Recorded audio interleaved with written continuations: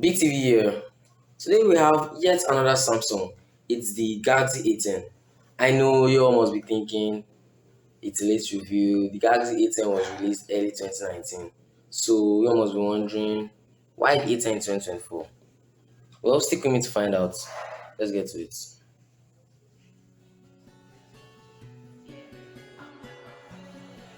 So my first category is actually going to be a split category: hardware and design. I'm really loving the design because it's slim, way slimmer than the A04. By the way, check out my channel if you want to see that review. So Samsung went with plastic and glass for this device, giving the plastic a nice glossy finish. Yeah, which makes the phone sleek. Then as for the speakers, you get one on top of the front-facing cameras and another at the back of the phone. It's a nice 6.2-inch LCD display with thin bezels on the top. True the size, but not quite even, because it gets a little thick at the bottom. But it's okay. The volume rockers are at the side of the phone, and they are plastic, not like the ones we see today, which are metal, like in the S24. As for the camera placement, you get a U-shaped front-facing camera, and at the back, one camera at the left side with flashlights underneath. Overall, the design is good, top-notch. Also, what to mention, the phone's screen resolution is 720 by 1520 and its refresh rate is 60 Hz, just like the Galaxy A04.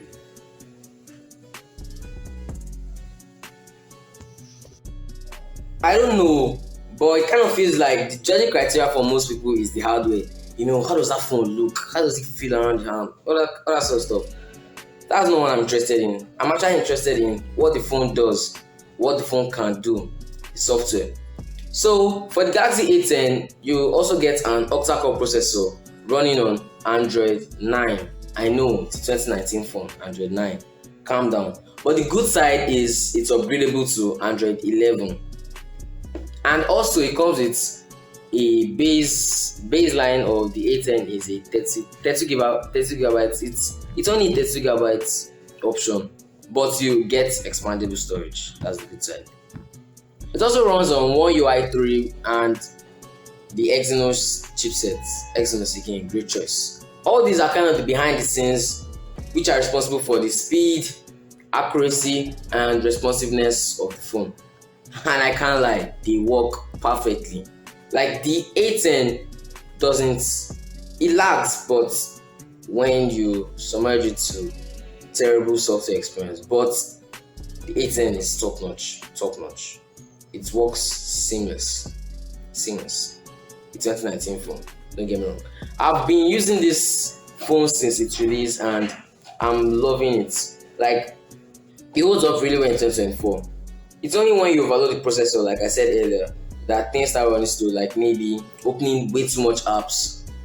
The phone is just nice for an average user, but if you're that user that opens like 12 to 13 apps a day and uses them simultaneously, well, if you're that type, this phone is not for you.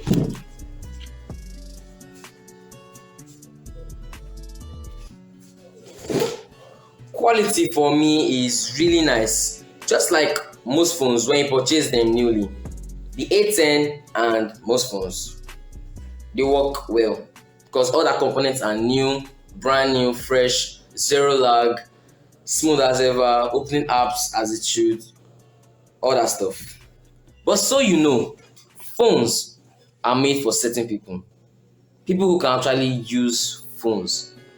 I'm saying this because quality varies from user to user.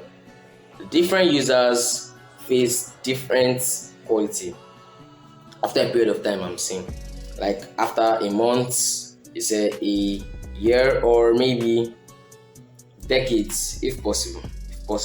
Now, this is not Samsung's fault. This is where you all get it wrong. Samsung is not the fault of your terrible quality after 5 years. It's you. So, for instance, I might be using the A10 for 5 years, and my quality may differ from someone who is using the A10 for the same amount of years. I might just face some like camera problems, while My brother here on the other hand might face like software, hardware, camera, charging pop. You know that type of problems. You all face this daily. And why? Someone may ask, oh yeah, why am I seeing all these problems?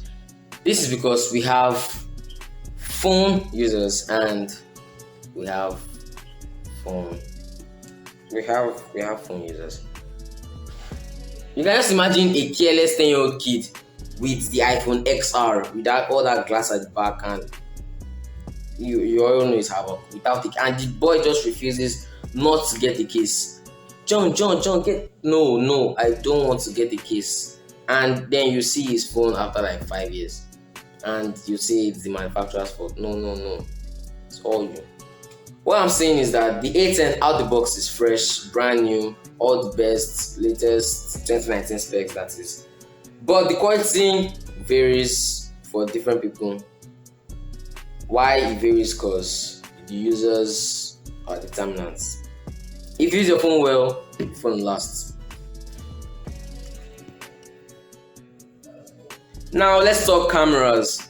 Cameras. So this might be the only category the A10 falls short. The A10 didn't ace this category. I mean, it's just one at the back, like just one camera at the back, 13 megapixel one. What do you guys expect? Don't get me wrong, the camera on the A10 is not all that bad. Doesn't take terrible pictures, but its pictures can't obviously be compared to a 3-camera giant like, let's say, the 13 Pro Max, for instance. But if you're that type that doesn't care so much about the cameras on their phones, someone who just takes any shots and feels it's good. I mean, isn't the camera just at the back of the phone? Like, you rarely even look at the camera. Like, I don't even. If you're that type, this category is not for you. You can just skip to the part I start talking about batteries. Yeah, back to the camera. So the A10's rear camera is 13 megapixel with a 5 megapixel front facing camera. The 30 megapixel camera actually videos in 1080p at 30 frames per second. It's not all that bad, like I said. The camera has a paranormal and flash and HDR, all these features. I don't even know where Samsung we're going with this camera. But the camera is moderate, or the cameras are moderate. They produce moderate pictures, moderate videos, moderate Samsung. Batteries. So instead of LiPo, you get a Li-ion battery similar to the ones on the iPhones. So it's nice. A 5,000 mAh battery that lasts about a day and takes about a whole 4 hours to charge. 4 hours from its 0 to 100. 4 whole.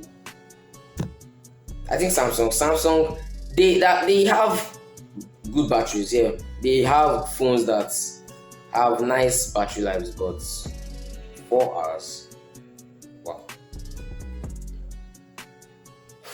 Nonetheless, you still get good battery on the phone, good battery performance on this device. And please, this is a reminder that the phone was released in 2019, so you can't be expecting all the latest features. Like, it just can't happen. This is a 2019 phone, and this is currently 2024. I'm sorry, it's a late review. And also, if you have been watching this far and you like what you see, you like the content, you can support the channel by subscribing. Yeah, just head over to my watermark over there. Or is it over here? I don't know.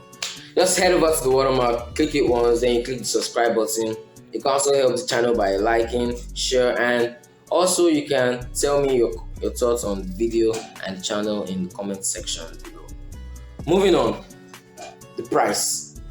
This Samsung Galaxy A10 is about 46,000 naira, and roughly $46 when you convert it. It's budget and affordable. Great choice.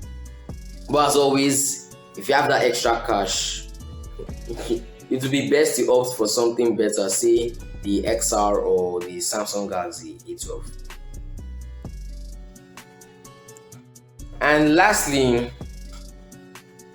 the availability. Yeah, so the phone is available in blue, black, there's red and there's gold, and it's sold everywhere. Yeah, everywhere. Yeah, everywhere, everywhere. Okay, that's about it for your Samsung Galaxy A10. Hope you loved the review. Thanks for watching. Catch you guys on the next one. Peace.